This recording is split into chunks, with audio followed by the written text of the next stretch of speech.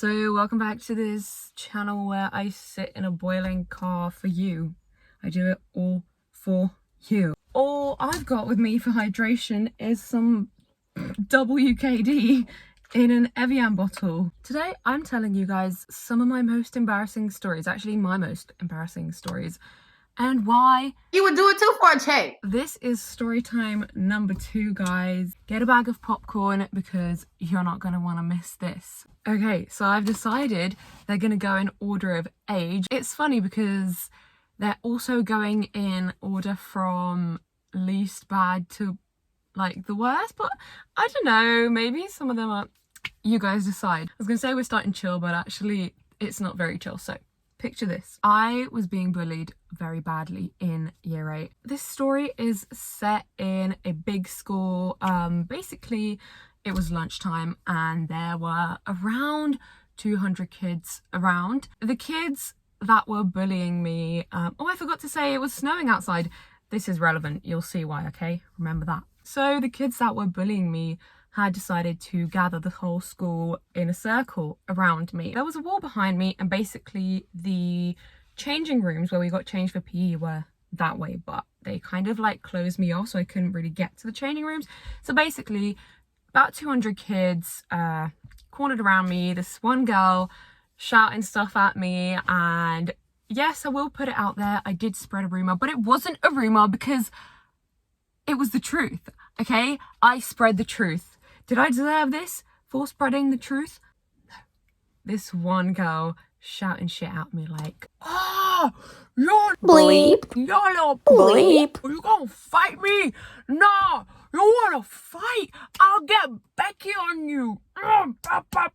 And I was just against my wall looking at the two girls who were meant to be my friends, and you know, as that girl was shouting at me, I was like looking around the people. Like a few minutes in, I was again searching for my friends and I saw them slip out and basically, yeah, they just left me there. The embarrassing part of the story is that, as I said, it was snowing outside and the whole school was crowded around me. Well, only 2 years, but the school was really massive. So there was like 200 kids. These boys outside had made a massive snowball, bigger than my head. It was like the most massive snowball you've ever seen, and they threw it at my head. Because there was a wall behind me, it stuck my head.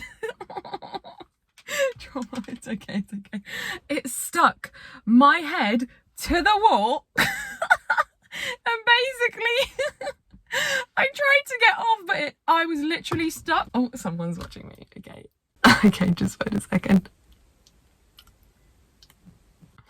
Yes, 200 people watching me just... Yes, I got out of there. The snow crumbled. I went to the changing rooms and saw my snake-ass friends.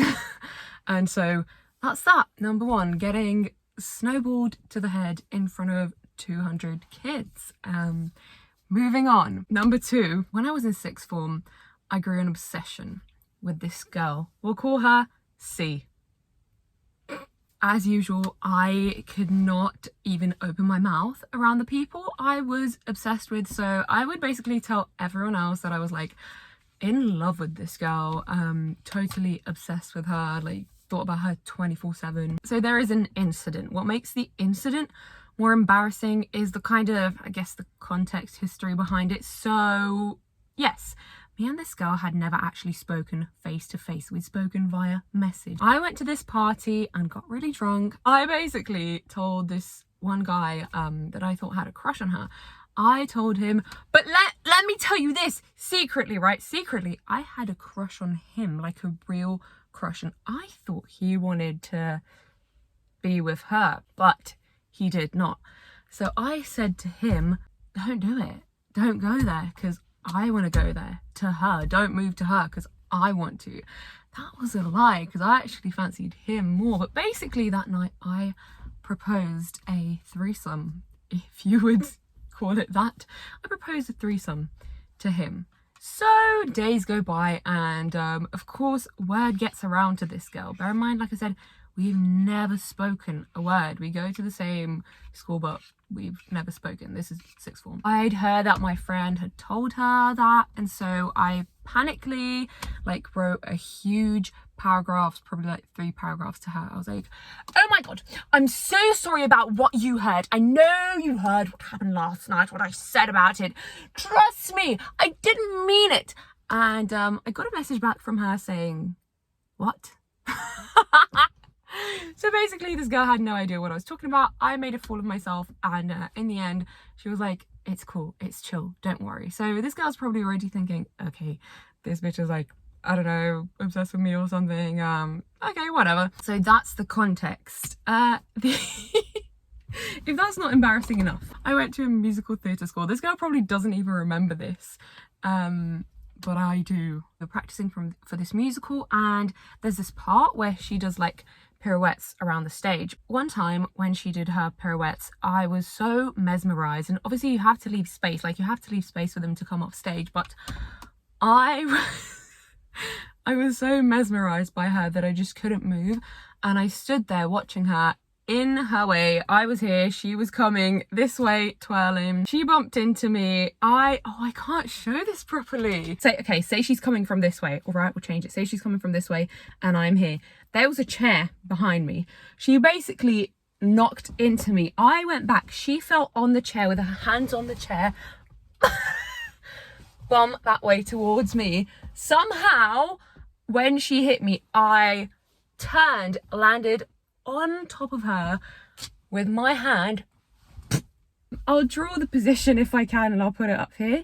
So that's what happened. So that's our first actual human interaction after me sending that message. And to make it even worse, me panicked, not knowing what to say.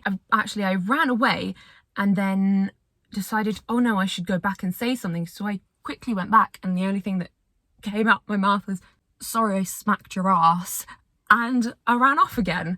I don't know why I chose to use such violent words. Smacked and arse. So that's next on the list. Guys, I've actually just remembered that I think my most embarrassing story is from year 7. So I'm gonna say that till the end. Nope, I'm going to say it now. I had another story for you guys, but that is too much, too explicit. So you only get snippets of it. I was about 17. People put this on my birthday card.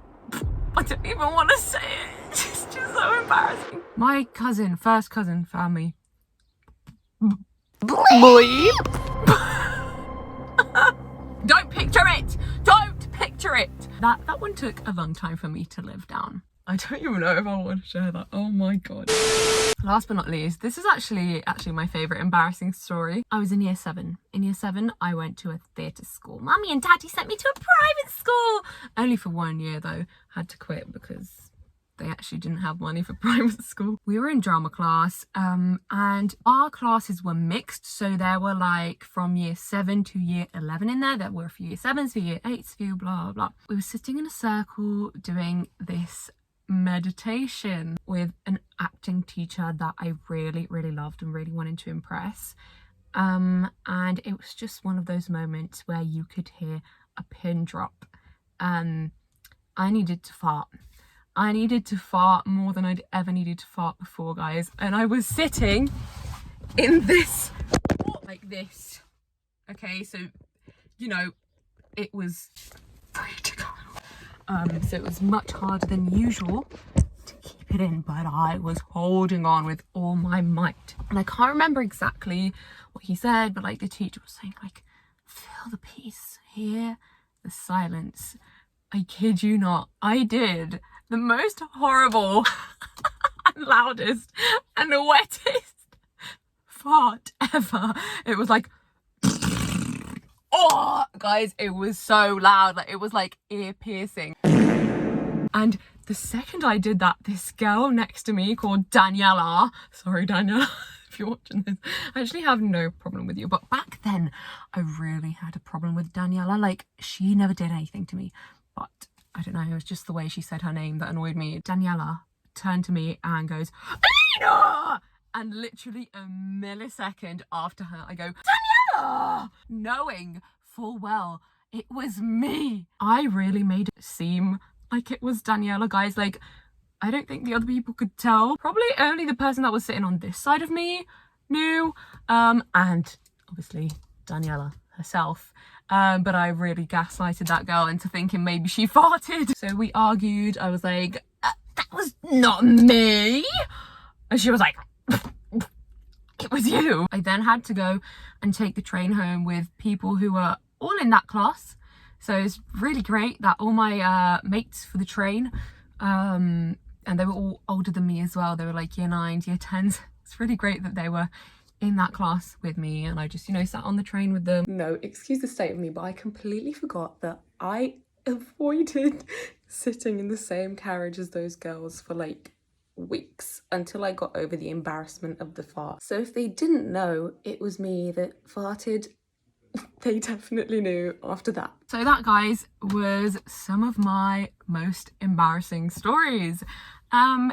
Thinking about it now, a lot of them are actually not that, okay, no, they're quite embarrassing, but I know people who've done way worse. Like, come on. A lot of my weed stories, weeds in the garden, I'm referring to weeds in the garden, right? I'll just say weeds. A lot of my weeds stories are very like crazy, but they're embarrassing, but not in the embarrassing like haha sense, in the embarrassing like get a fucking grip, like what is wrong with you kind of way. The kind where I vomit all over my friends in their face and scream like a maniac. So, you know, I don't know, comment down below if you want me to tell you those stories. I'm full of stories, guys. Anyways, guys, let me know if you enjoyed this video and subscribe for more story times videos, I guess.